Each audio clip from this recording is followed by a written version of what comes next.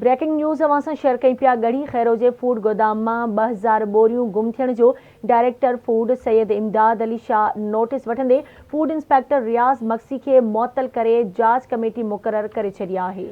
मौतरी की खबर पवण बाद फूड इंस्पेक्टर गोदाम में फरार थी वियो आहे। अहम खबर अवां सां शेयर करे रहिया आहियूं।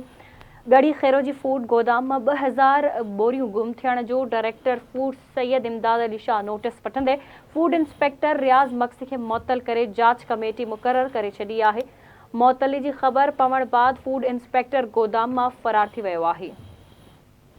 गढ़ी खैरो जे फूड गोदाम में 2000 बोरियूं गुम थियण जो डायरेक्टर फूड सैयद इमदाद अली शाह नोटिस वठंदे फूड इंस्पेक्टर रियाज़ मक्सी के मुअत्तल करे जांच कमेटी मुक़रर करे छॾी आहे। मुअत्तली जी खबर पवण बाद फूड इंस्पेक्टर गोदाम में फरार थी वियो।